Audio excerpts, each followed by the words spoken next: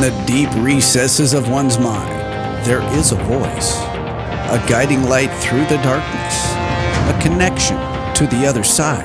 You're ready to wake up, you're going to wake up. And if you're not ready, you're going to stay pretending that you're just a poor little me. Pathway to spiritual that echoes with enlightenment. The voice of spirit. The voice of spirit. You are a function of this total galaxy, bounded by the Milky Way, and that furthermore, this galaxy is a function of all other galaxies. Your journey starts here and now. With your host and connection to spirit, Leo Bonomo. Good morning, good afternoon, good evening, good night, wherever you happen to be in the world. A very warm welcome to the show. I've got a lovely, lovely friend that I adore, Pamela Nine.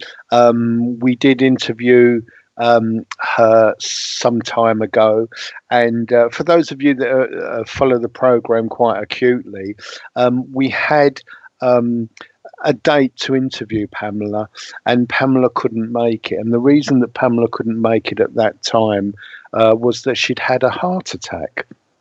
And she's much better now. But as well as being a full-time medium and psychic, and she's got a wonderful site, and it's Pamela Nine, Nine, all one word, Pamela9.com. which I urge you to go and see and to have a reading with her. She's a wonderful medium. She's back tonight to talk not just about her mediumship, which we'll touch on, but to talk about the near-death experience that she had. And it's a wonderful thing because it's still quite fresh. This didn't happen too long ago. We were supposed to have the interview, I think, early to mid-February. So she's made a wonderful recovery. But to have that experience of a near-death so fresh in the mind, and to be able to physically talk to someone that's been through that, because I think most of our experiences have been of reading books and articles of people that have had these experiences. And Alexander, I can't think of his first name, he's a surgeon, was one of those that wrote a book. But it's nice to kind of get the thing firsthand. So without much more ado, hi Pamela, how are you? Hi Leo, I'm so good, and I'm so happy to be here. Thank you so much for inviting me. It's always wonderful to have you on the show. Now, I suppose there are kind of myths about a near-death experience that, that it's an accident, that we're generally failing in health, or we're of an age, as they say. But none of that applies to you, does it? No, not really. I've actually had several near-death experiences where I would be under anesthesia, and my grandmother, she's actually who I got my gifts from, and we were very close when she was here. She passed in 1992, and I still get her in spirit, and she acts as my spirit guardian. And so when I'm under anesthesia, and it's happened 3 different times, she comes what I call the gateway, and she's with me. And I remember the time before this last time, I had a lithotripsy surgery, and she was still with me when I was in the recovery room. Oh. And so I was waking up. The nurse was saying, "Are you okay? Are you back with us now?" And I could still see my grandmother there with me. And I just cried. I didn't want to come back. I didn't want to, I didn't want to say goodbye to her again. But I did come back, and then I got to see her again not too long ago. So I had a heart attack. Much to my surprise, and a lot of other people's, on January the 5th. So that was quite a shocker, I'll have to say. So I'd be happy to share the experience from Yeah. start to end, if you'd like to know. I'd love to know because, again, I do think people kind of pigeonhole things and think, well, um, generally, you're not well, there's a problem. Right. But I think yours, I had a heart attack, but not a near-death experience.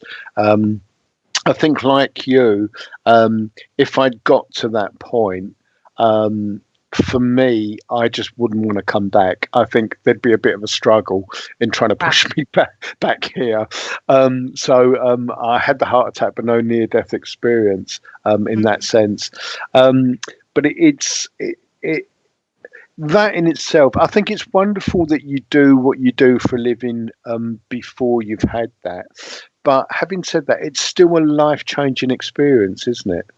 Oh my goodness. Yes. I mean, so very much.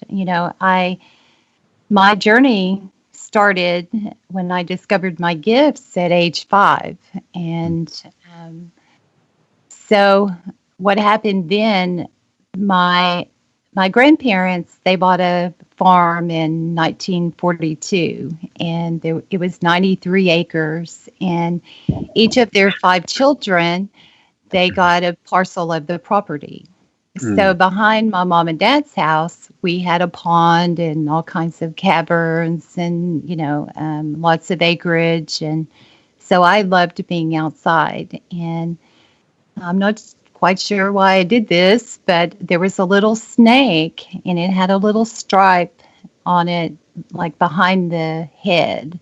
yeah. And it was just fascinating to me. And I followed it into one of the caverns. And the the cavern fell in on me. I was covered Oh, in dirt, mm, and I could see slivers of light. But I went to the other side, and I met my spirit guide, and he's Native American. I'm actually Cherokee on my mother's side, and so I met him, and I saw many world events. I saw tsunamis, earthquakes, fires, all kinds of events that I guess were precognitive to happen, because one of them that I actually saw was 9/11, and many different things. I met my great grandparents, which is my grandmother's mom and dad, mm, and so some say I was buried in this cavern for 2 hours, and some say 3. Um, I really don't know for sure, but my grandfather ended up figuring out where I was and dug me out. And from that point, my life changed completely, because I could see colors around people. And at that time, I thought everybody else could, and I was really mm, little. And so I would go to my mama's house and I would tell her, get the box of pictures out. And I would tell her things about her and her mom and dad that had happened, mm, years and years before. And so at that time, she knew that I was like her. mm. And then we had an amazing experience together. I was 7, and I was sitting on her front porch. I seemed to spend a lot of time there. She was very dear to me. And we had an angel appear to us. And Oh, the angel talked telepathically and said that her oldest son, which was my uncle, that his impending death was to occur within 3 days. oh, And sure enough, he did. He passed. He was out of town, and ironically, he had a massive heart attack. And so he passed. And at the funeral home, I could, he was in the casket up front yeah. of the room, but I could actually see him walking around the room. So Mm, that's at the point when I started seeing spirit, and they started communicating with me. So, and then there were years, into my teenage years where I really kind of ask, can I take this gift back and trade it in on Yeah, get something play? else. Yeah, can I like play the piano or, something a little differently? But then, I actually embraced it and knew that I was supposed to do this to help people. Yeah, And I've been doing this professionally for over 30 years now. yeah, And I really do love what I do. I'm known as a professional intuitive counselor. I was actually guided to use that term. I know most people use the psychic medium, but and I am that. But I was always guided to use the intuitive counselor term. yeah. And I think yeah, it's wonderfully descriptive, and again, it's slightly off of the norm. If whatever we do is normal anyway. I yes, mean, in some senses, I think it is, and then it's obviously not treated that way. But I right. think it's wonderful to sort of have that differentiation. There's a question that I want to ask, because this often comes up in readings or when people call in. With you and your grandmother having that knowledge that her son was going to pass. How did you handle that? Did your grandmother have the state of mind to say, well, it's going to happen and this is something that needs to happen? Or because I should imagine most people would say, well, we don't want to lose the person if there's a way we can stop it, Right. and they would try. But most mediums understand, don't they? So how Right. did you and your grandmother handle that? Well, I didn't do anything because I really didn't have a clue what was going on. So, Yeah, but my grandmother, we talked about it, many times through the years.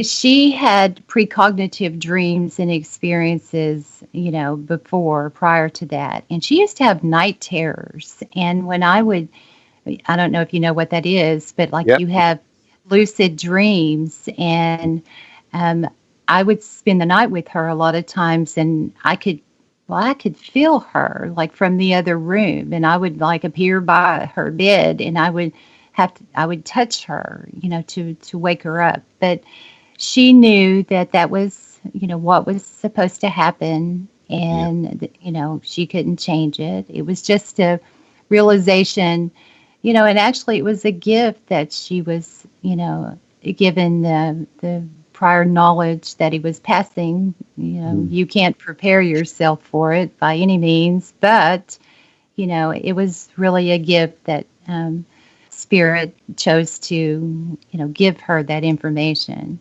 yeah. So yes, and no, we can't change it. Yeah, that's the thing, because I think there is a temptation to want to interfere. If you are, this is going to sound very strange, but if you're more like a normal person, you'd think, "Oh my God, I need to stop it." As you say, we Right. can't, but No. there is that temptation. And I think it's one of those burdens that mediums have that perhaps the public, for want of a better phrase, don't understand, that we see these things and we know that this life is very short. We need certain experiences. We can't change it. And we are what I would call an active bystander. Yes. It's a bit like watching a car crash, and they're going to crash, and you're just an observer. And, So it's a strange position to be in, isn't it? But I think well, it's something yes. we've become accustomed to. And it's very difficult in, to have someone close to you, going through the grief and the turmoil of losing someone, and you feel helpless. So yes, it is a difficult life sometimes, but I wouldn't trade it for anything. Um, and I look at it like this: all these years I've been doing this when I didn't have a teacher. I Spirit was my teacher, and my relationship with God. And that's who I would talk to, because, some things I just felt like I couldn't talk to Mema about them. It was taboo. 50 years ago, you don't talk about stuff like this, Yeah. And some people, you don't talk about it now, but anyway, that's okay. Yeah. But, I really, really feel very blessed to have had Spirit as my teacher, because I found along the way that was part of my path to help others learn how to develop their gifts, or to embrace them, to make peace with them, to understand there is more going on than what the general public actually realize. And so in honoring that, I actually have an apprenticeship program that I help people one-on-one with. I feel very honored to do that. I've been doing that for, many, many years, over 20 years. And so it helps people, learn how to embrace their gifts, and that they're not crazy, even though we do think we are sometimes. I'm sure you do too. I'm not sure I've ever been what you might call normal. Oh, yeah. What is that? Yeah, exactly. So, you know what? I've told people this a long time. I'm a little different in a good way. And, and so I'll go into this. I actually thought I was doing really good. I thought, I'm doing all these lessons, and, no, it's not perfect. But for the most, I felt like, I was pretty on task with, where I was supposed to be on my journey here. Yeah. And then several weeks leading up to the heart attack, I got this awful upper respiratory flu, whatever. Half of the world has it right now, and it lingers forever. And I know you've had it too, but I was actually on 2 rounds of antibiotics, and, I just thought, oh my gosh, I'm just not going to get over this. And it kind of depleted my immune system. And then I started feeling a lot better, and I thought, okay, I'm good to go. Yeah. But I knew something was off, and I'm pretty good about, or have been pretty good about, reading things for myself, although I don't see it exactly for myself like I do others. But, I knew something was off. And are you like that? Can you read for yourself, Leo? I'll ask you. Very rare I get anything for myself, but as you say, you do sometimes get an indication something isn't right. And I think, speaking for myself, I have to be very careful, because the imagination can start going into different things. Right. And because of my attitude and experience with Spirit, it's kind of, this could be a bit serious, but that's okay. And when I was married, I did say to my then wife, I think I might get tattooed on my neck or somewhere, no resus, because I think, well, if I've got kind of half a chance of going home, there we go.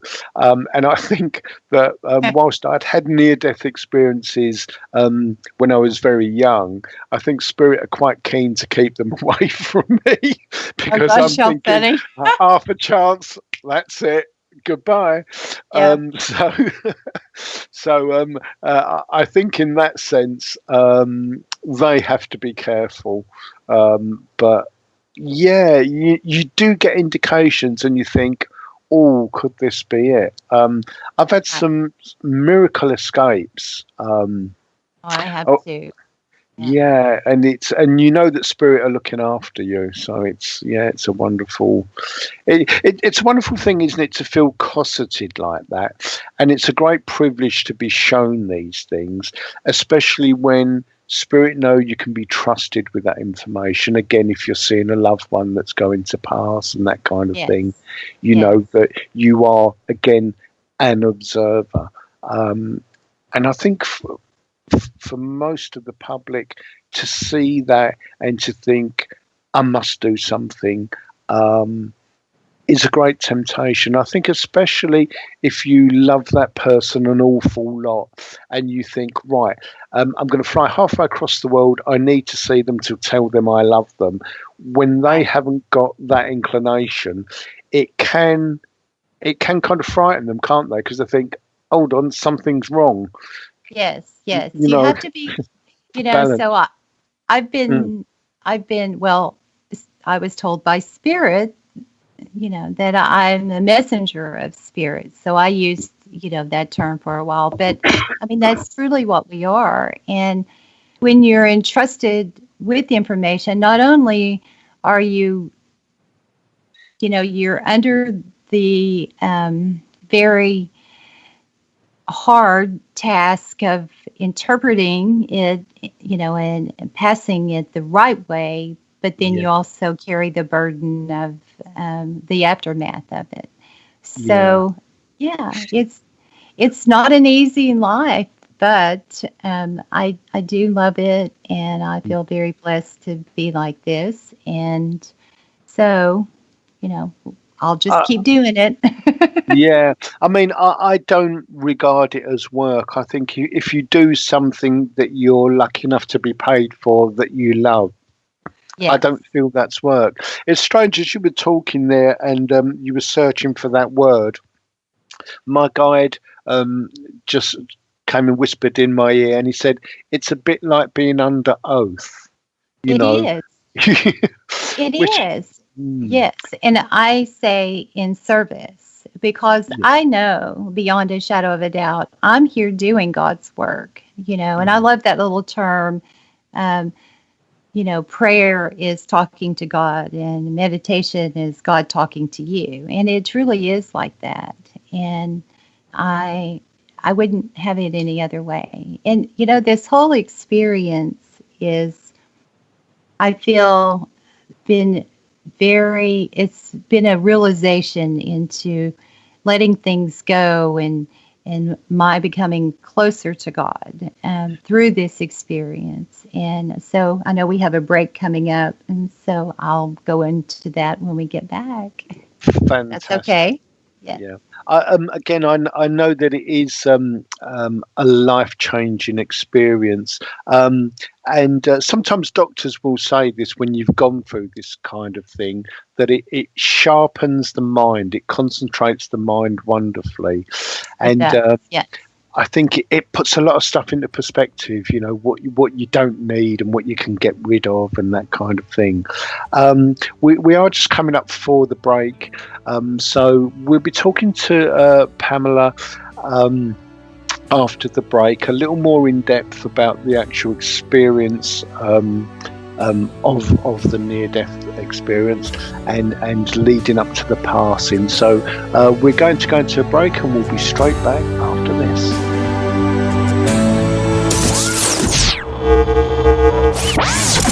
This is the voice of Spirit, your connection to the other side. To understand something spiritually, you must experience it. And in order to experience it, you have to experience it in your imagination. Explore with us by calling 702-425-9230. That's 702-425-9230. Give us a call now. Worldwide callers use Skype name KCOR Radio. Everything that now exists was once imagined. Therefore, everything that is going to exist must first be imagined. Back with your guide to spirit, Leo Bonomo. After these brief words from our sponsors.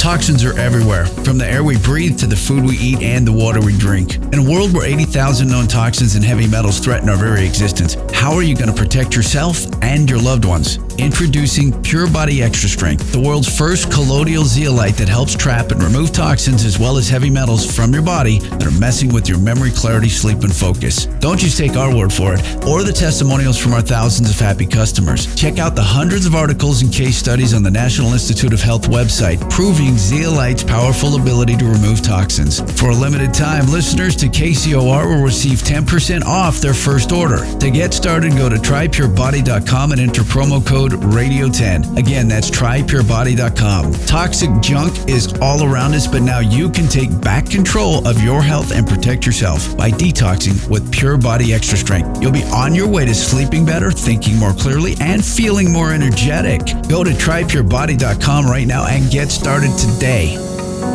You love them enough to do anything for them. Mom, I need to be wiped. Coming! Including checking nhtsa.gov/the right seat to make sure they're in the right car seat. Brought to you by the National Highway Traffic Safety Administration and the Ad Council. Do you love new music? Yeah! Then tune into the Americana Music Hour, exclusively on the KCOR Digital Radio Network, Sundays at 3 p.m. Sponsored by Music for Hope. From the West Coast to the East Coast and everywhere in between, Mike Jones will introduce you to artists both old and new. The Americana Music Hour, where we showcase new talent as well as artists from around the world. Mike Jones brings you a fresh new perspective, as well as shows you where it's happening and who's making it happen here in Vegas, as well as around the world. The Americana Music Hour, every Sunday at 3 p.m., exclusively on KCOR, the Digital Radio Network.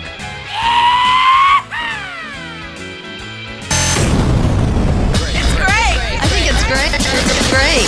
The all-new KCOR Digital Radio Network. Great. Please make a note of it. It's great! We interrupt this program to annoy you and make things generally irritating. At the end of the day, we turn the lights down in the KCOR studio. Oh, sweet. And crank up the hottest club songs from around the world. This is the future. The Grind, mixed by Tina Marie, your Vegas vixen of the high desert. What about the body? What kind of body? Good body. Nice body. Every night from 11 p.m. to 2 a.m. Pacific. The best 3 hours of commercial-free music. New music first. It's time to stand up and dance your ass off. The Grind, nightly and exclusively on the KCOR Digital Radio Network. Come on, it's kind of hot.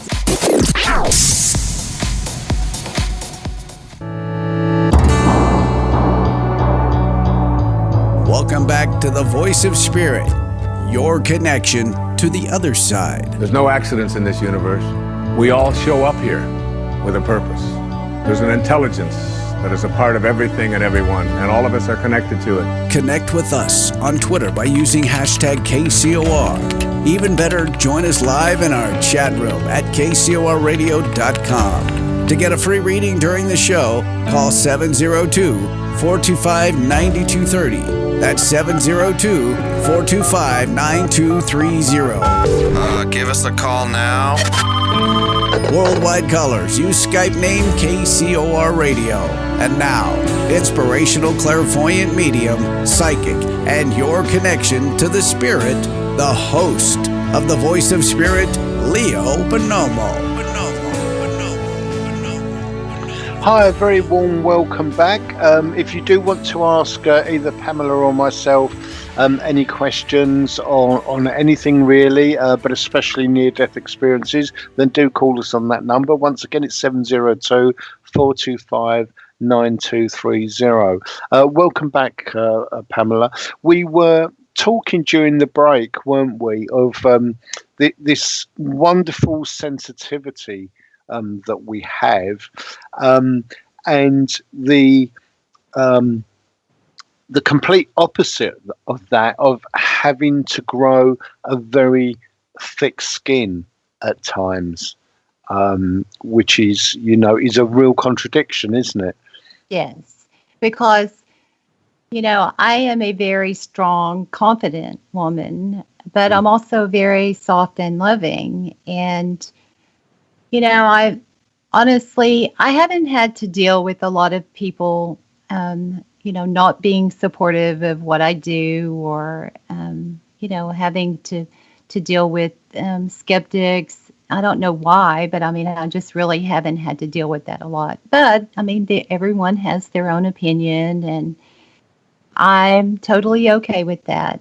And before the heart attack, I was like this to a certain extent, but it would still hurt my feelings sometimes if someone didn't believe, in what I was trying to give them a message, or, who I was. But after, it seemed like it changed to the point where, you know what, I really can't control anyone but myself. And that's a huge lesson in itself. Yeah. And for those who have, issues with believing, or that's their own stuff. And I don't have to deal with that. I'm here to do what I do, and I'm going to do that to the best of my ability. And I believe in myself, and I know God believes in me, or I wouldn't be doing this. So I'm okay with it.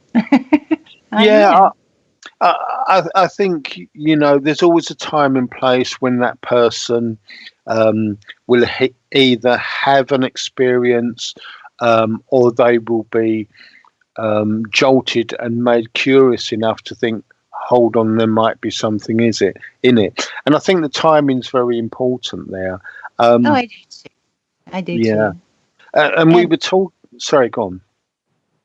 I was just going to say, yes, everyone, they're here doing their own lessons, and they're going to get it when they're supposed to and how, and, God love them. And I think it's important to let people have the experiences that they need to have. And if they're born as a skeptic, then, that's the experience they've chosen. It's valuable for them.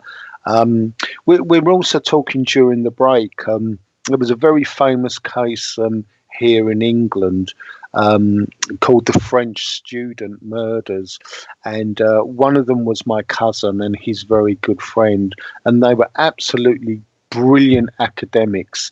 In uni, they were getting A+ passes in everything, and they would have made a wonderful contribution medically to the world. And it was a horrific murder in both cases. And I found out about it, and went down to the house to the flat to just pay my respects and leave some flowers. And there's quite a well-known reporter, a male, and he doesn't seem to be reporting very much in front of the camera anymore. I'm not quite sure what happened there. But he came up to me, and this was all being filmed for interview, and he said, how do I know the gentleman? I said, well, he's a cousin of mine. And for some reason, he asked me what I did. And I didn't want to tell him that I was a medium, but this tripped out. And this gentleman said on camera, you didn't see that coming, did you? Oh, my goodness. Extreme, my cousin's just been brutally murdered. He was stabbed over 200 times, over 80 times when he was dead. A brutal murder. And for him to come out with that, and there was a part of me that wanted to react, and a part of me just saying, just let that go. It doesn't matter. It really doesn't. I mean, you can't change anyone. So absolutely. And I think it's a good example of where we have such sensitivity when we can connect into people's emotions and spirit, etc. And there's this kind of safety valve, a real contradiction of having skin the thickness of a rhino's, and it just bounces off. And I was glad I didn't react. But again, it's a real contradiction in what we do, isn't it? That yes. because we're here teaching love and truth. And I mean, why would you even, this is kind of funny. You truly, welcome to my life. You can't make this shit up. And why would you want to? I mean, seriously. Exactly. Yeah. And I think sometimes spirit just kind of step in, and the moment's gone, and you have time to think about it. I think it's the spirit equivalent of saying, right, deep breath, count to 10, and relax. And Leo, I love this. Like I've been doing this so very long, and people will come up to me, or they, will come in for a new session, and they'll say, "Oh, well, you told me so and so or such and such, blah blah blah," and wow, and I'm sitting here like I'm listening to a story they're telling, and then I'm like, "Really? Did I say that?" Well, And it does. It still amazes me too. And I think it always will. I think that's the beauty of it. So absolutely. I know that all the best mediums, we don't remember what's given. Really, it's not in our mind, is it? It's given by spirit. It comes out of the mouth. It's not our thoughts. It's just something that's sort of that flows. So it's not in our minds in the first place. And it is kind of wonderful when people come back and say, "I know you're not going to remember this, but," and as you say, you sit there and listen to it, thinking, not that we're wonderful, but isn't it wonderful that that's happened? Isn't God fantastic? oh my goodness, yes. Yeah. So, sorry, go on. No, go ahead. I was just going to say, getting back to the near-death experience itself, were you aware of being loose in the body or coming out of the body? And tell us where in time and space, if we can put it that way, that you met your grandmother, and how you made your way towards the portal and what happened, because I think people would be fascinated to hear that. Okay. So actually what happened, I'll just kind of start from the beginning. It was January the 5th. It was on a Saturday. And the night before, I didn't feel well. And like I said, I had been feeling that something was terribly off. And I actually told a couple of my very dear friends, something's not quite right. And I actually told one or two of them that I thought it might be my time. And I thought it might be coming near. And so that night, I wasn't feeling well, and I went to bed early, and I woke up in the middle of the night, and I was like really hot and just achy all over. And so, you talk yourself out of it. Oh, you're okay. Yeah. Just go back to sleep. So I did. I went back to sleep, and then I got up in the morning, and I had my coffee, and I made a little breakfast, and my blood sugar was off some. And so I thought I need to lay back down. So I laid back down, and then I woke up, and it felt like I was nauseous. My chest was so heavy. It felt like I couldn't take a deep breath. And then the crazy thing, my left arm, it hurt so bad.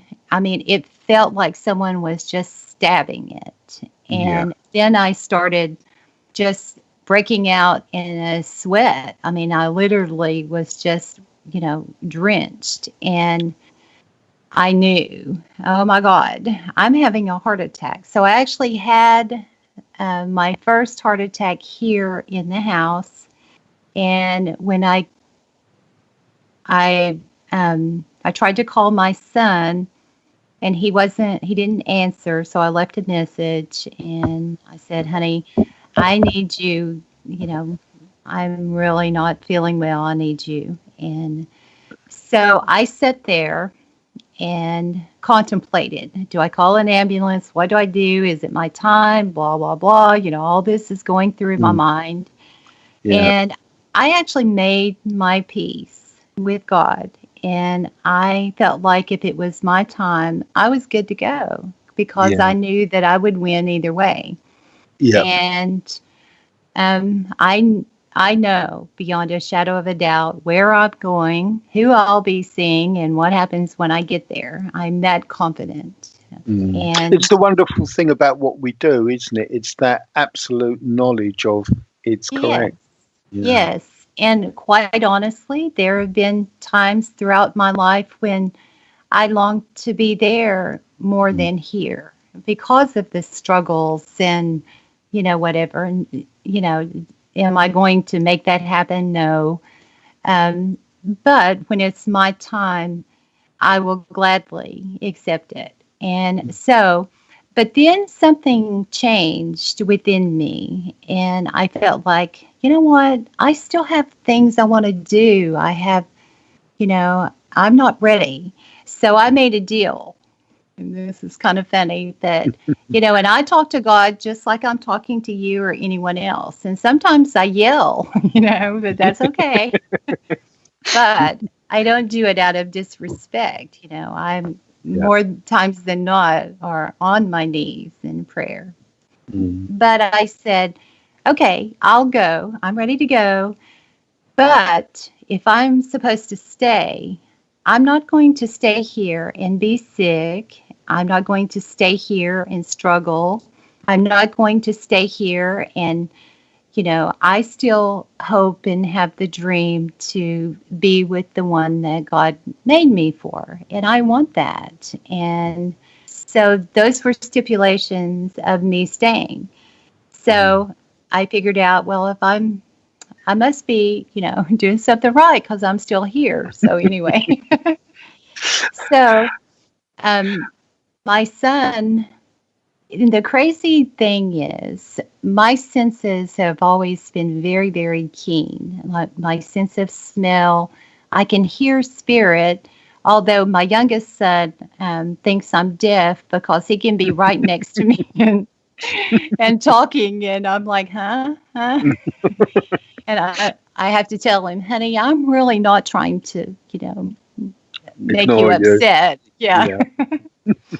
But my senses have always been very keen. And I could honestly, my oldest son's going to die if he hears this. So anyway, I could smell him before he opened my garage door. I mean, I really could smell him. And the cologne he wears, I love it. I really like it. But it was so overwhelming. I mean, it was making me nauseous. And here I am. This is so typical of me. And I'm dying laughing. I can't believe I'm telling this. So here I am. I'm having a heart attack. And I'm getting a T-shirt for him to put on because he has to take off the shirt that he has on because it smells too loud. So, and I'm sure he wanted to kill me, but anyway. I can just imagine saying, look, I am dying, but there's something you need to do. Change your T-shirt. I'm like, honey, can you put this on? So anyway, he takes me to the, there is some humor in that. You have to find it. You do. Yeah. I think it's wonderful, the clarity of mind that sharpens at those moments. Oh my goodness. Yes. Yes. And I have to tell you, I have had kidney stones, and one of the most painful things I ever went through was I dropped an iron skillet on my foot. Oh. And it actually broke my toe. But oh my God, that was the most painful thing. But the heart attack, it's unexplainable, the pain that I endured during that. I mean, I can't even explain it. So my son actually took me to the hospital because had we called an ambulance, it would have taken longer for the ambulance to get here and to the hospital than it would have for him to take me. Yeah. So he he's taken me to the hospital, and I probably shouldn't say this either, but I swear he hit every pothole humanly possible going. God love him. I'm just kidding. And I do. I kid around with them. But okay, so we get to the hospital, and I'm telling the lady at the front desk, chest pains, and so she takes me back, and they did a real quick like echocardiogram. Oh, the ECG. Yep. Yes, and so then there was another chest pain that come in, and the doctor had said, "Oh, I don't think she's having a heart attack. So we're going to do some other tests and blah blah blah." And I'm standing there, and I'm having another heart attack. So I became very persistent and insistent that I was having a heart attack. So they did another echocardiogram and a chest X-ray, and so then at that point, they did. They were like, we need an emergency heart cath," and then they, were putting the leads on, and so I ended up having 3 stents, and it was like a dream. I, when I woke up and having had gone through all that, it was like it wasn't real. I don't even know how to explain it. Yeah. And all I wanted to do was come home so I could heal myself, and I drove them crazy trying to let them, let me out of the hospital. So they finally did. And so I spent about, I think it was 10 days where I was totally reclusive. I had only a few people that are very dear and that I trust, to be around me. And I went through just major emotional, there were days when I would cry all day. Mm-hmm. And it felt like one of my dear friends, Roseanne, she told me, she said, I feel like your heart, you have given so much of your heart away, and, at times had hurts and heartaches that it finally just broke. And that killed me. That just killed me. So not only was I dealing with healing, the emotional part of the healing, the aftermath of the heart attack, was truly the most difficult. And I felt like you have to, and you go through all the stages, the denial, the emotional, and I'm sure you did too. But I have finally come to the conclusion that all this happened for a reason. I had to get those things, lessons, whatever you want to call it, finished up. And that was the way it had to happen. And now I'm back and better than ever. And one of the things that I'm so very thankful for is through this whole process, my relationship with God has become so much closer. And I think that was supposed to happen as well. My senses are even more keen than they were before, which is good and bad. Yes. But, I feel like that was part of my journey here, and it had to happen. And in some ways, I'm thankful for it. And yes, there are lifestyle changes that have to occur. And I really am looking forward to what comes next. It sharpens the mind wonderfully, and yes, it does. Yeah, and sorry, go on. Well, and I was going to say, it has made me appreciate the people in my life, that I am very close to, and you when you're almost out of here, and then you come back and you realize love really is the greatest thing. And you have a whole new realization of what living and what life is after this experience. Yeah. It does give you a wonderful appreciation.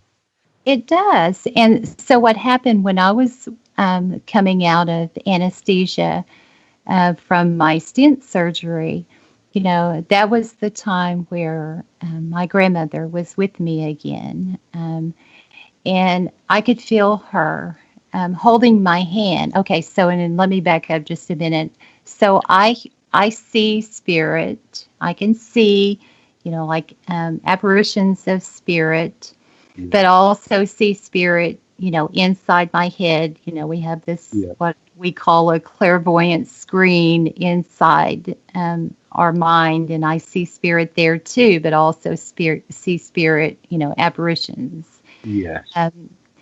And I hear spirit, and then I can feel spirit. Like I feel, and when I say spirit, you know, that has multitude of definitions for me. Spirit is our loved ones that are in spirit, but also called God's spirit sometimes. But God is also creator, heavenly father. So they're, you know, the definitions kind of walk hand in hand. But anyway, I can feel spirit, see and hear. So I'm like kind of one of my girlfriends used to introduce me. This is my friend Pamela. She's kind of a freak of nature. Well, at least that's kind I of. know. So anyway, you just laugh about it and go on. But my grandmother, she was holding my hand, and I was in that place kind of between here and there. And I don't know if you've had this experience, but, you know, you feel so much love there and peace. You know, there's a great feeling of, I don't want to go back to that struggle, to that, you know, Okay, we're just going to go into a break, and we'll talk more about that particular wonderful experience. So do keep listening, and we'll be straight back after this.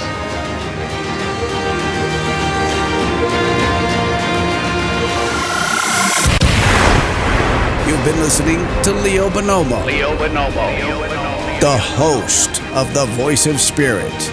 Live every Thursday, 11 a.m. Pacific, 2 p.m. Eastern, exclusively on the KCOR Digital Radio Network.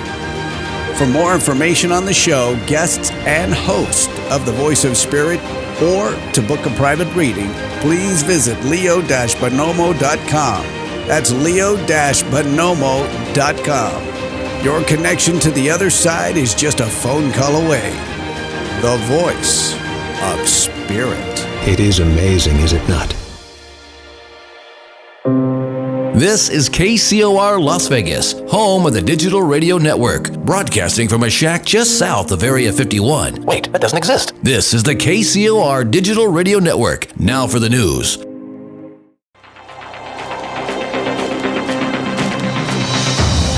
In the deep recesses of one's mind, there is a voice, a guiding light through the darkness, a connection to the other side.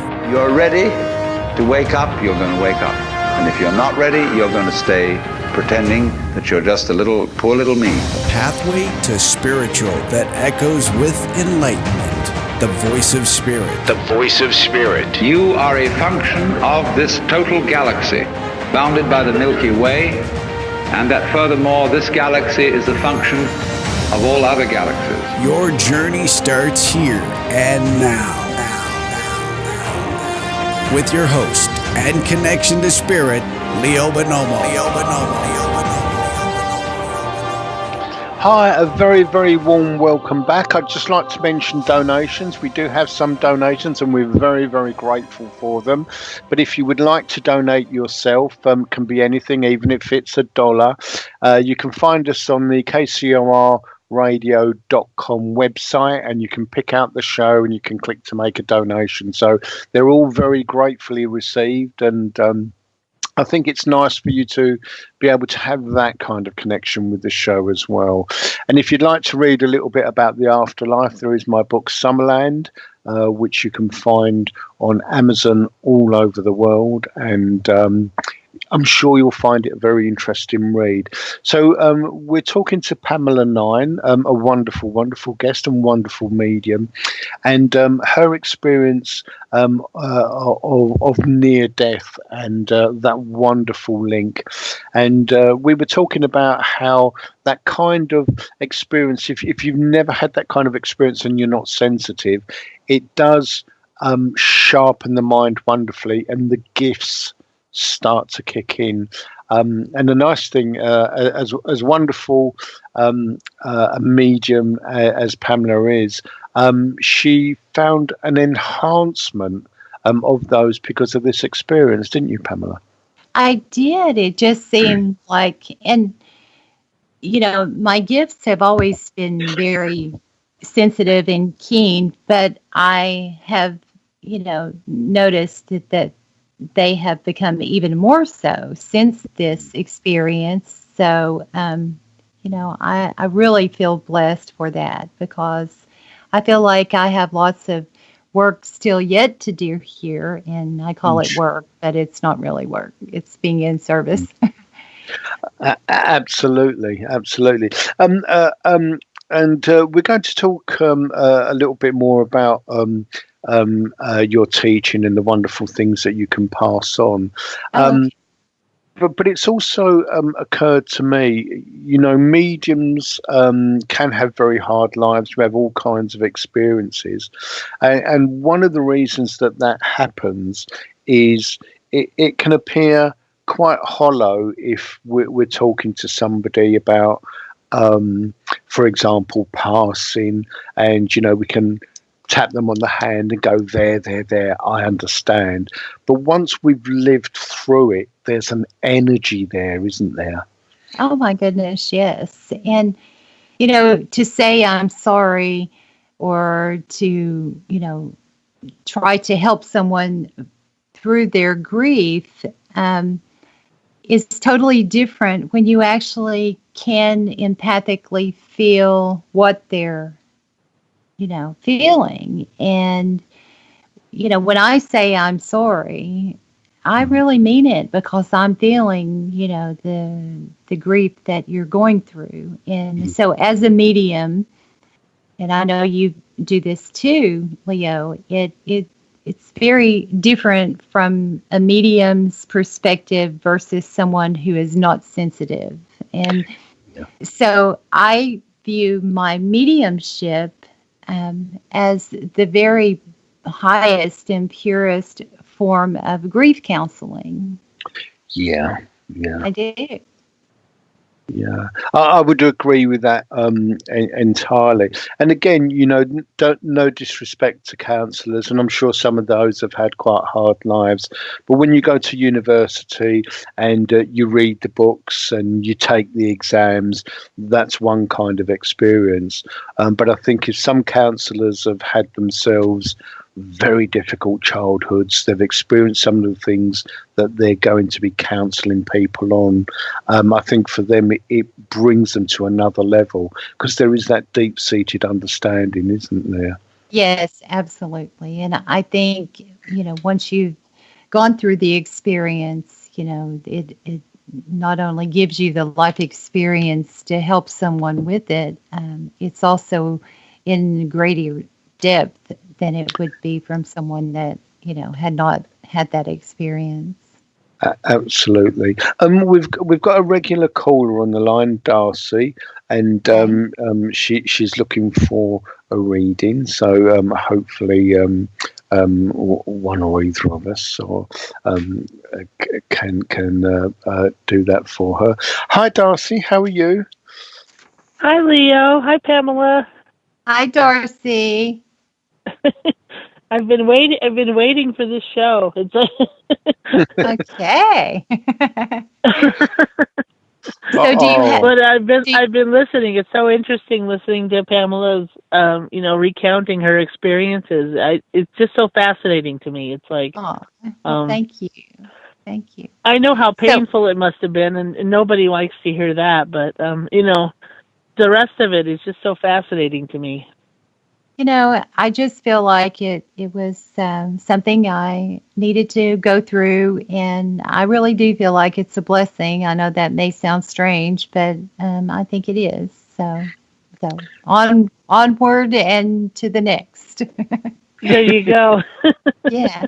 So do you have a specific question? I don't really like for people to well, what do you see? We don't have time to do all that. So Yeah, so if you have yeah. yes. I'm So if you have a just curious. specific question, Well, kind of. My father years ago, he had a near-death experience. Same sort of thing, heart attack, and he saw himself. The doctors working on him, and he even heard the doctor say he's gone, and he's like, "No, I'm not. I'm right here." And then he heard the nurse say, "No, he's here. He's here." And he that totally fascinated him because he didn't believe in that sort of thing. And so I'm just wondering if, because he's gone now. So I'm just wondering if maybe, I don't know if he would connect with you or Leo, but he found the whole thing very fascinating.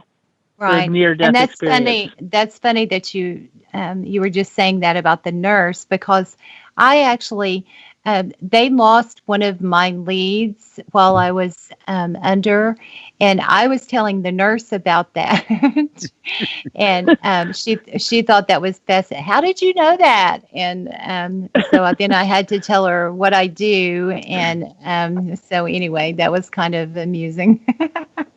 Yeah. So I don't know if you can pick anything up from my father, or just because I know he found it so fascinating. And right. The interesting thing I remember with him is he said he heard water, like water running. And I never did figure out, I didn't know if that was like his blood but he said he could hear water running.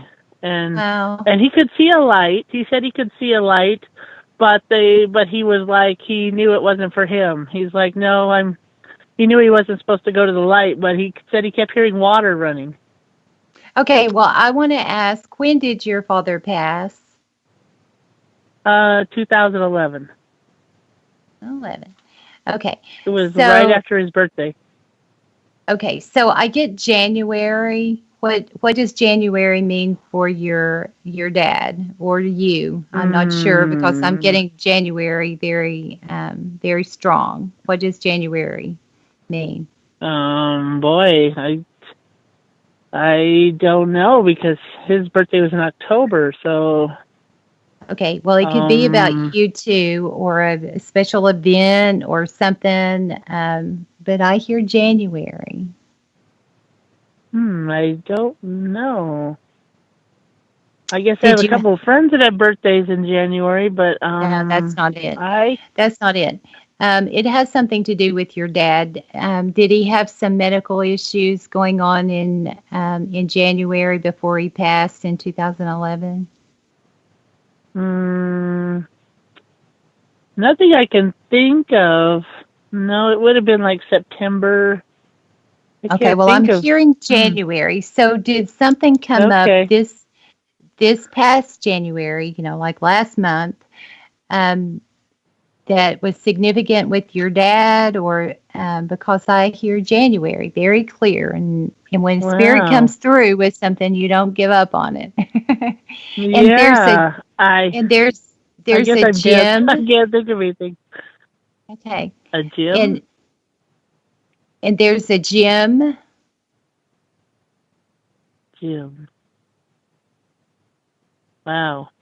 I don't know. Jim. Mm-hmm. I'm drawing a blank. He could have had a brother named Jim. He had a lot of brothers. I didn't know all of them. Wow. Jim. Okay. Well, I hear Jim. Do you have a gym? No. My friend Lori has a friend named James. But Okay, that's no, not me. it's That's Jim. You her. can't change it. It's Jim. Oh, well, I had a friend a long time ago. His name was Jimmy. Boy, I haven't seen him in years. Maybe he's Okay. talking about Jimmy. Okay. There's a Um, reconnection that's getting ready to happen in the next few months. So, Darcy, I know you're on Facebook, so you're going to have to let me know because I hear like a conversation and I'm hearing reconnection. So, it might be the Jimmy that you just, spoke of or okay. thought of. So, you definitely have to let me Okay. know on that. And when you find out Okay. Okay. or when you remember the significance of January, because I really do get January. Okay. It Okay. has something to do with your dad. Okay. And Okay. so I get lots of water around your dad, and I see him fishing. I don't know why I'm seeing that, but was that something that he loved to do? Because I feel He, like that's what he's doing in yeah. heaven now. That's part of his heaven. Yeah. Okay, and I'm getting 4 brothers around him. I know you said that he had a lot of brothers, but there's 4 brothers with him in spirit on the other side. Okay, and Okay. then there's I want to say like Uh, Karen. You know who that Katie? is? Katie. Who? Katie would be my sister. Okay, okay. So, and there's some illness around her, like health Okay. issues. And it's Yeah. something to Yes. do with her legs, her walking. I'm not sure what that is. Like lower back, walking, legs, something like that. What's Hmm. going on with that? With I don't her? know. She's gone too. Okay, well, did she have these issues before she passed? Like Hmm. walking issues, something with her legs, lower back. Not that I knew she had epilepsy. She'd Okay. have seizures, Well, okay. but So thank you. Thank you. That makes sense to me because I'm getting like energy with her extremities, and so those would have been affected by the seizures. Okay. yeah. So she watches over you. I see her with you quite a bit, and I see flowers. Do you have flowers like in your yard or garden or something? Because Um. she's with you when you're with the flowers. Oh, okay. There are flowers out in the yard. Right now, they're all buried under the snow, but Okay, well, yeah, we do have she's flowers in showing the me spring. like when you were planning, and so she spends a lot of time with you in spirit. Okay, and Okay. so anyway, Leo, you want to jump in? Yes, bless you. Darcy, I have got an image which I think is your dad. I think the hair would have been quite dark, although it has receded. I'm seeing a gentleman that would be around 5'9". I know there's a bit of weight there with him. Sometimes when people stand up straight, but the knees or the legs are bent slightly backward. So Yep. it's not straight as such, Yep. as a slight bend. Would that make sense to you? Yep. That's Dad.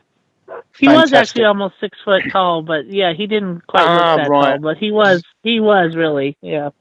Right. Yeah. Okay. But he Because did kind of stand with his knees bent. Yeah. right. Fantastic. Because the weight that he's got, I think, or had, because he doesn't have it now, but the weight that he had, I think, somehow, if I say shortened his height, it sounds a strange thing to say, but that's the way that I'm seeing it. Yeah. I know that the rushing of water sound that he had mentioned to you.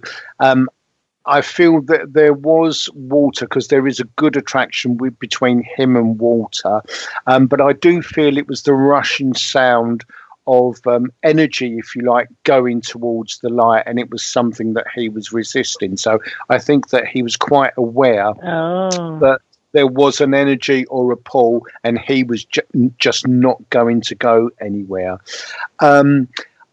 I know, and this sounds obvious, so I do apologise for this. There was a very obvious change in him physiologically as well as mentally when he came back, because he's talking about it as being a real puzzle. I know that he liked to be sure about things that he talked about. He liked to have the facts, and of course it didn't quite fit together for him, although it had made a big change in his life, but he wasn't quite sure what happened. He says that as he got over, and his passing was very quick, he said, I was just gone.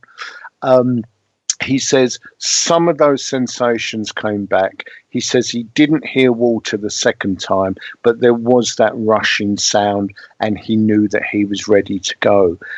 So I think, as Pamela said, there is a wonderful appreciation of flowers that he has, wonderful garden. I know that there are lakes and lots of wildlife where he is. That's something that he also enjoyed. But he said he got used to being where he is remarkably quickly. He said so any not fear really, but any doubts that he had about whether it was real and whether he was having an experience and then find himself back with us were quickly dispelled. Okay. A very firm but fair man, he describes himself as. Would that make sense to you? And, Darcy, I get a really strong, vibrant laugh. He's laughing. Like, did he have a great sense of humor? Yes, and he loved to play jokes and pranks. Yeah, kid around. Do silly that's stuff. what I'm getting. Oh, Aw. yeah, he ran a bar for many years, and people just loved him. Yeah, he was. Okay. Yeah, and he talks with his hands, like he's very kind animated. of Italian. Yeah. Yes. Like yes. with his hands. Yes. So I love that. Aw. Okay.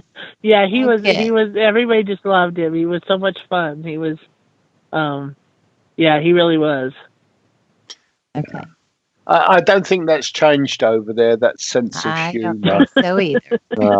No. He's probably playing tricks on everybody. Yeah, I would say so. I have to be careful how I say this. It's a positive thing, but he's got quite a distinctive laugh as well, hasn't he? Yes. Yes. I get that too. Yes. I do too. We kind of runs in the family, yes. Yeah. Fantastic. Because I can just hear that laugh as he's kind of enjoying the scenario and the connection of him being here. It's interesting when we talk, Darcy, certainly when your grandmother comes through, that the dog in the background has a little bark and kind of acknowledges what's going on. Yes, Little Bear always has her say. Yes, she. Like that. Well, it's so nice to get to talk to you, Darcy. Sensitive. Yeah, you too. I've been following you on Facebook, but I don't get to talk to you very often, so it's great talking to you. Thank you. Oh, bless you, Darcy. Thank you so much. Well, thank you, too. And I can't believe Grandma didn't show up, but she must just be standing in the background because she usually hops right in there. But I think she's giving way to your dad, bless her. Is she? She can be nice sometimes. She can, yeah. She thank you for calling again, Darcy. You take care. God bless. Sure. Okay. Thank Bye, you. Darcy. Have a great day. Thank you. Yeah, Darcy's grandmother's a great character, and and she used to kind of force her way to the front of the queue, barge everyone out of the way, and she used to do that a lot. And she's very much a joker. The first couple of times she came through, I have no idea what we were talking about, but Darcy and I were laughing our heads off. You're like, oh my gosh. Yeah, and then I think the second time that she came through, after the show was finished, she was still hanging around, and after 20 minutes she'd gone, and all I could feel was my stomach hurting where we were laughing so much. She's got a great sense of humour, but there you go.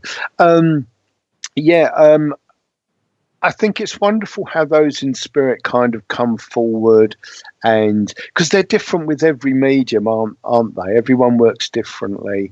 Oh, and, absolutely, yes. Yeah, and I find it fascinating that they know what to kind of say, or what type of evidence to give to one medium and then another.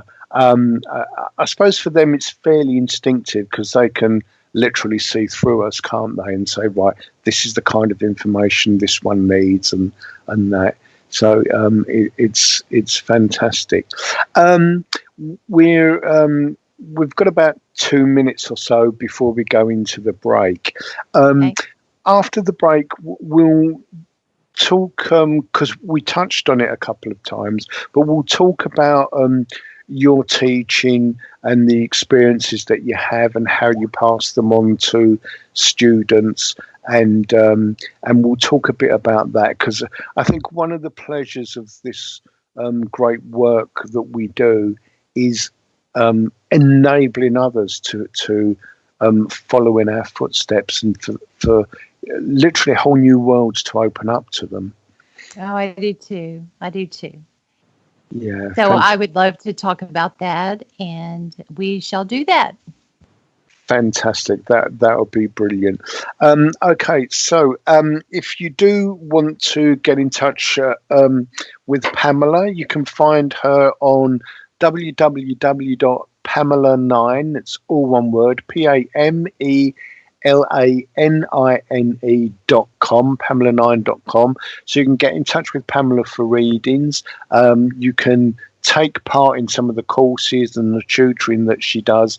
So that'll be, I know, a great experience for you. So keep listening, and we'll be back after the break. And once again, if you do want to make a donation, you can go to kcorradio.com, find the show, click on the link. It doesn't matter how much you want to donate, but it's all gratefully accepted. So we'll be straight back after this.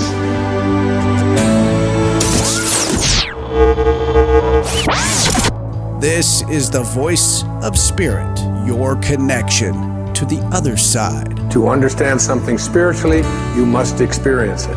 And in order to experience it, you have to experience it in your imagination. Explore with us by calling 702-425-9230. That's 702-425-9230. Give us a call now. Worldwide callers use Skype name KCOR Radio. Everything that now exists was once imagined. Therefore, everything that is going to exist must first be imagined. Back with your guide to spirit, Leo Bonomo. Leo Bonomo. After these brief words from our sponsors.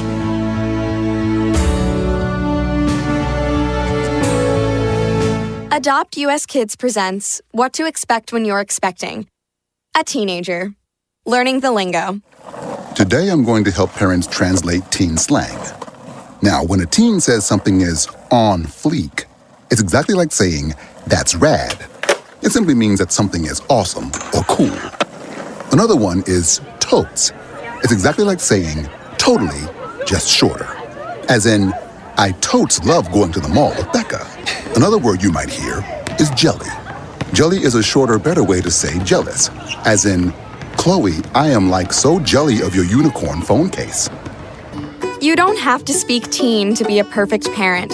Thousands of teens in foster care will think you're, rad, just the same.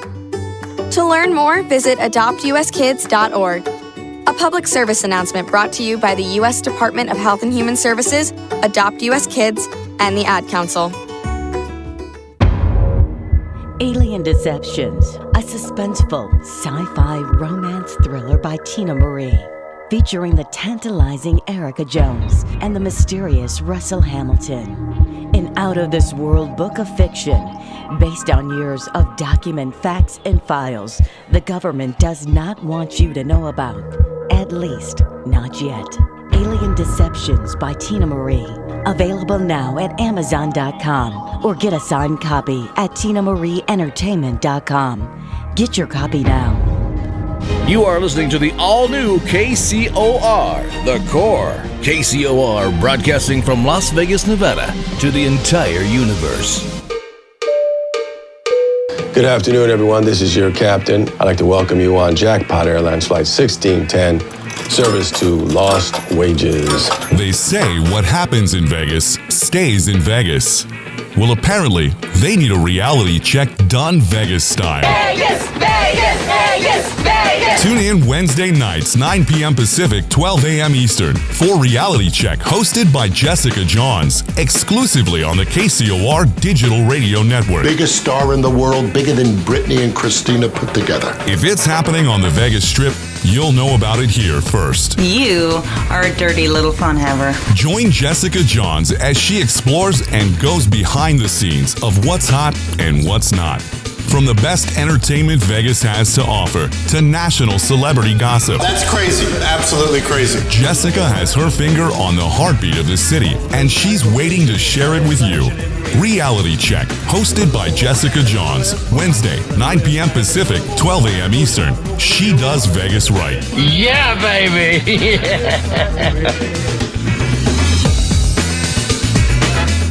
If you love them enough to sit through their favorite boy band with them, then surely you'll check NHTSA.gov/the right seat to make sure they're correctly buckled in the back seat. Brought to you by the National Highway Traffic Safety Administration and the Ad Council. Welcome back to the Voice of Spirit, your connection to the other side. There's no accidents in this universe. We all show up here with a purpose. There's an intelligence that is a part of everything and everyone, and all of us are connected to it. Connect with us on Twitter by using hashtag KCOR. Even better, join us live in our chat room at KCORradio.com. To get a free reading during the show, call 702-425-9230. That's 702-425-9230. Give us a call now. Worldwide callers, use Skype name KCOR Radio. And now, inspirational clairvoyant medium, psychic, and your connection to the spirit, the host of the Voice of Spirit, Leo Bonomo. Very, very warm welcome back. I've got a lovely, lovely friend, Pamela Nine, a wonderful medium here. And we've been talking about her near-death experience and how that has enhanced her gifts and given her, as it does all of us, you know, whatever we experience, it enhances us as a medium. And so a very warm welcome back, Pamela. And we're going to look at tutoring and that kind of thing, and people can find out about that on Pamela9.com, of course. Tell us what you're planning for this year, tutor-wise. Oh, okay. So at the end of last year, I was guided to, I have an apprenticeship program that I work with people one-on-one, but I had also started thinking and was guided to do some other courses. And so that's something that I'm going to be working on over the next little while. And I'm very happily back writing again. And I hope to get, I'm writing 2 books at the present. Sometimes you have to sit them back, and so that's happened a few times, but now I'm back on that. I really love it, and so I'm hoping to at least get one of them out, hopefully later in the year. I have been asked a number of times about small group sessions, so I'm putting that together, and I'm really excited about that. So I have a lot of things that that I have in the works, and I really am looking forward to all of it. And I love my one-on-one sessions, and for anyone that's interested, I do the intuitive counseling sessions, and you're welcome to learn more about those on my website. And as Leo has said, it's www.Pamela Nine. It's all spelled out, PAMELANINE.com. And you can learn lots about what I do and my experience. And I try to make my website, updated as much as possible. It's kind of a work in progress because I actually do my website. So check it out. And if you have any questions about anything that I do or would like to know more about, you're welcome to contact me. I'm also on Facebook. Just look for Pamela Nine. I have the regular profile as well as a business page. So I love doing my inspirational posts on there. And so I'd love to hear from you. Yeah, and it's a wonderful site. It's very well constructed, and I think that they're always a work in progress, aren't they? Oh my goodness, yes. It's like, and then you think, oh, everything's really good, and then you have an email come in and you have 15 plugins that you have to update and something's totally out of whack, and so you're back to square one. But it's a learning process, and it's fun. It's just part of what you have to do. So yeah, it keeps us on our toes, doesn't it? So I know you enjoy teaching as much as I do. What aspects of teaching do you find the most rewarding for you, and what do you think is the most rewarding for a student, if that's a different thing?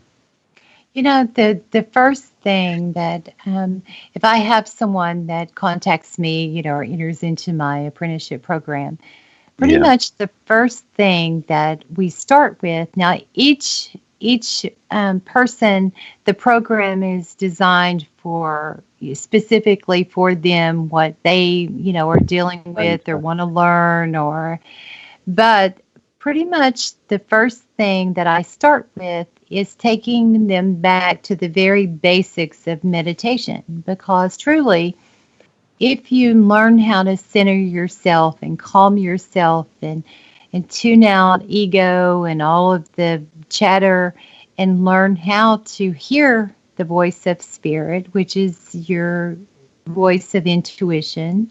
We all have it. And I think that's probably one of, not the most important aspects of learning how to get closer to God, to develop your gifts, to just figure out what you're doing here. What do you think about that? Don't you think meditation is so very important?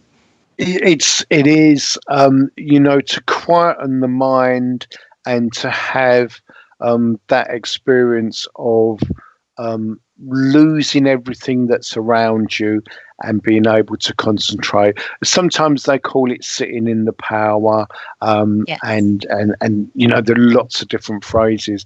But I think to be that still, that you are so aware of yourself in a different phase, and with that sensitivity for spirit to come forward, I think it's so important. In this age of mass communication, we actually communicate less with each other. We don't really sit and talk to each other. We text and we phone and we WhatsApp and all that, but we don't really communicate with each other. So I know that spirit feel the same way. It's absolutely vital to have that quietude of mind so that we can truly listen to ourselves, but listen to spirit. So I think it's absolutely essential. Oh, thank you, because I do too. And what I do, I try to go back to the very basics of meditation. I start with the breathing meditation, and then I introduce some other types of meditation. And as you know, there are so many mindfulness meditation, awareness types of meditation, concentrated focus meditations. I mean, oh my goodness, you can sit down. There are hundreds, aren't there? Yes, and I like to take and strip it down just to the basics and breathing and learning how to be centered in the moment. So within the silence, there's where you hear the voice of spirit, your voice of intuition, and that's that barely audible voice that you're thinking, did I really hear that? And then it becomes part of who you are. So that's very important to me. And obviously, everyone's different with, what they want to learn. But for the most, it's helping people to become more familiar with the energy systems, the aura system, the energy system within us, learning what the gifts are, the different types, yes, and how to access them, how to, it's more like a life coach program in some ways, because there are so many areas, that I do go to, but it's basically designed for each and every one, what they're hoping to attain, by taking the program. Yeah, I think it's very important because there are some colleges in the world that teach a kind of blanket system. And like you, I firmly believe that we are all individuals. We all have different needs. We all work a different way. And so you can't have a kind of one size fits all. I agree with you totally. It has to be individual. When I first started seeing spirit at the age of 2, there was no real need to meditate, to go within. Everything was very much alive around me. Right. And as I grew up, I did martial arts and attained a standard.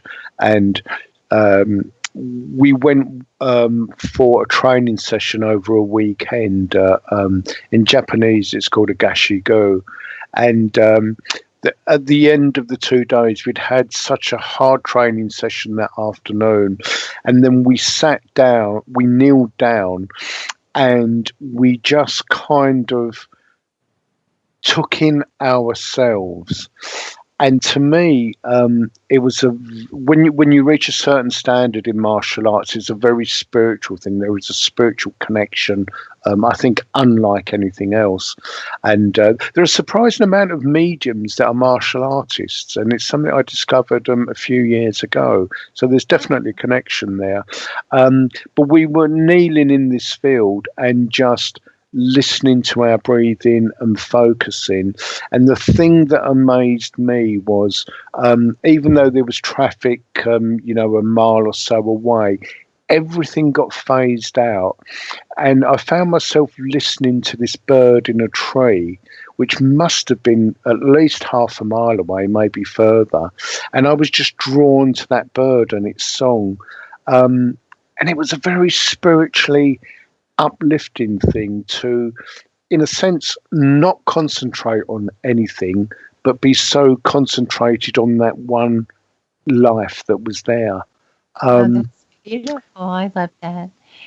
Well, so that makes me think of, so I'm also Cherokee, on the other side. And I honor those traditions so much, and I love so much that within those traditions is being connected not only to God, creator, but also to the earth. And I love being outside. And I think that is, the nature meditations, I think those are so very important. And it does.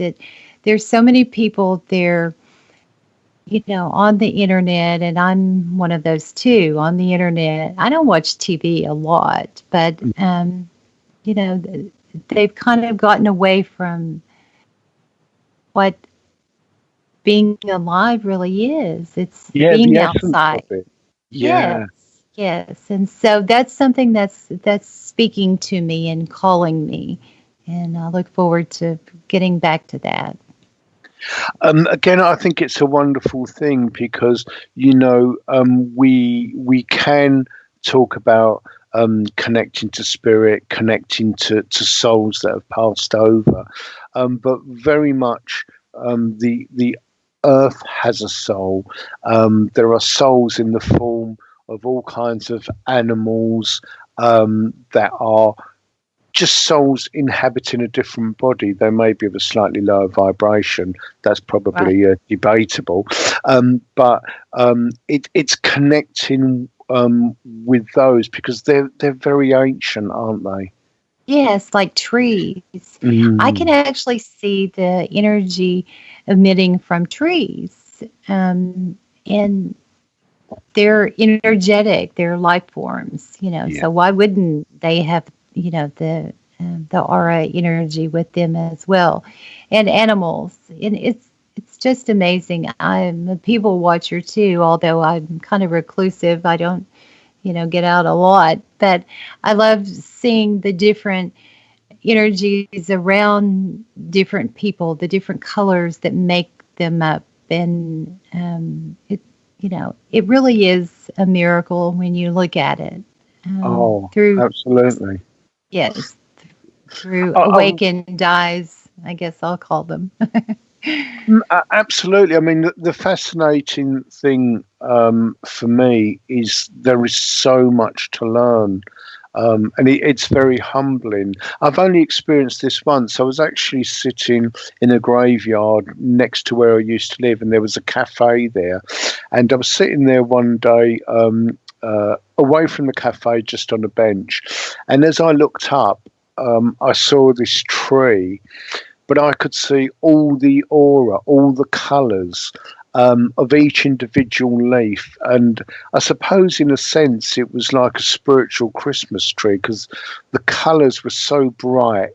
But the wonderful thing was, as the wind was moving the leaves and the branches, there was all this shimmering of colours as they were intermingling.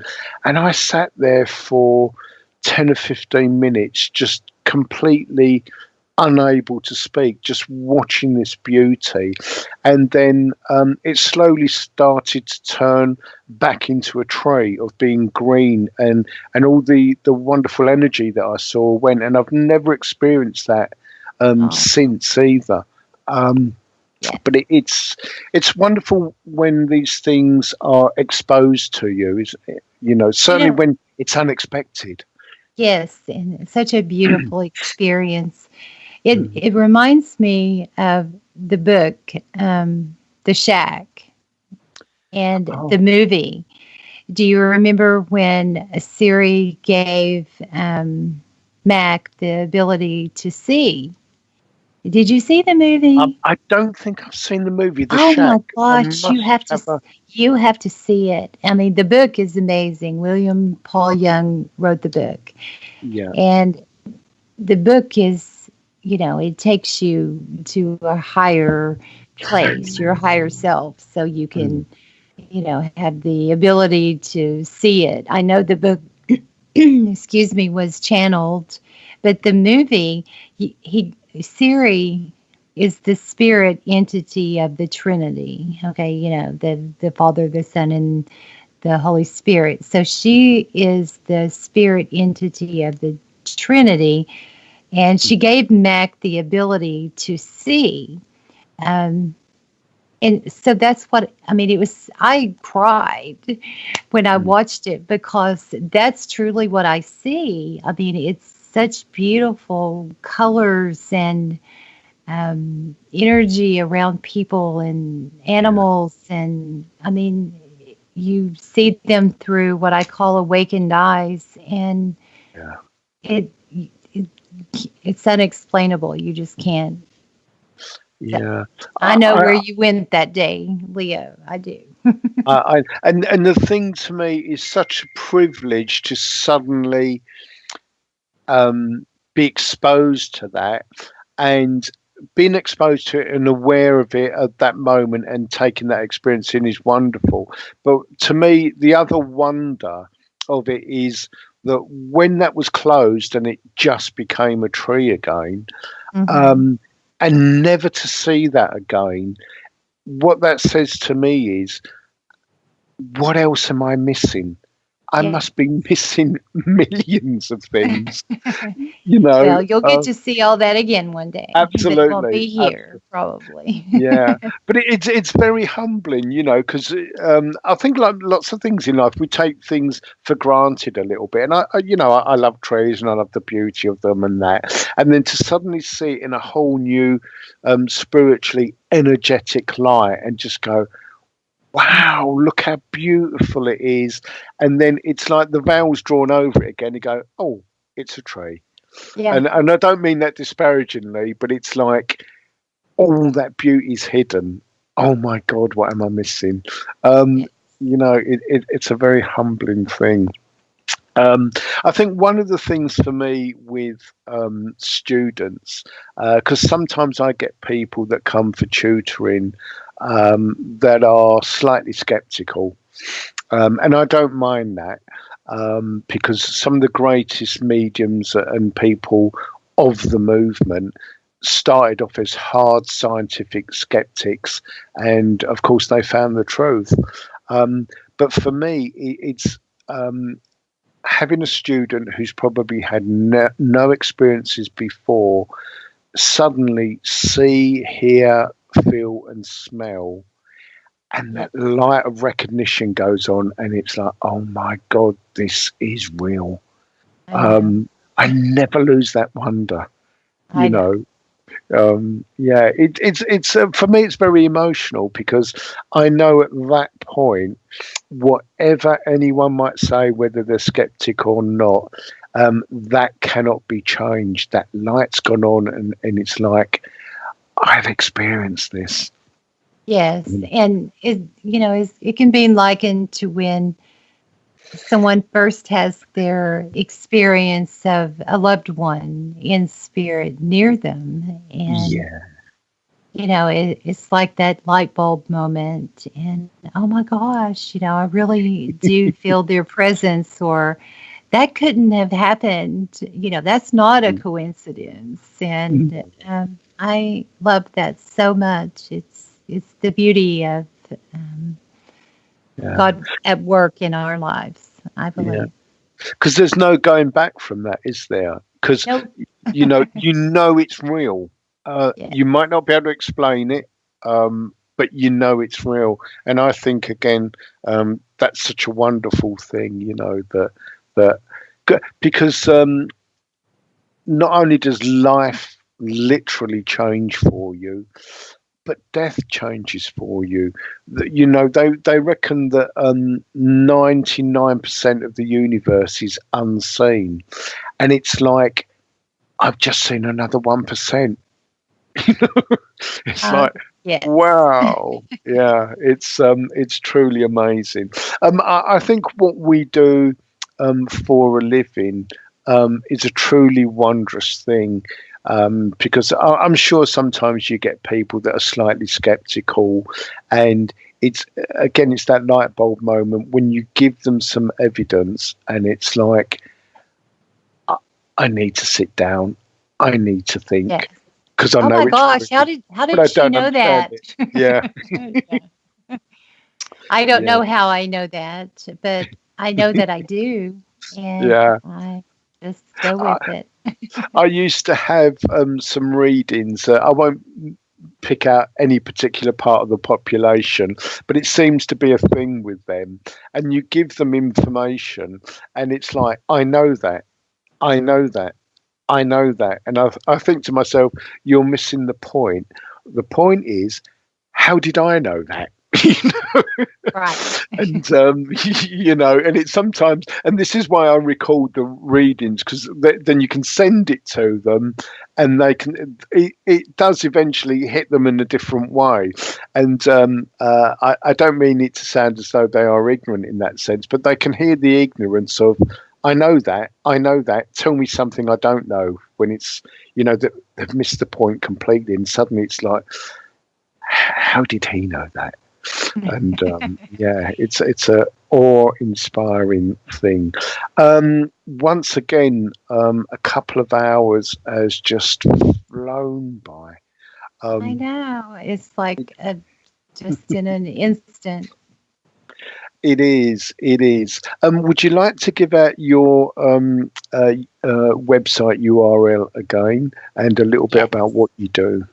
Okay, so you can visit my website at www.pamelanine.com, PAMELANINE.com.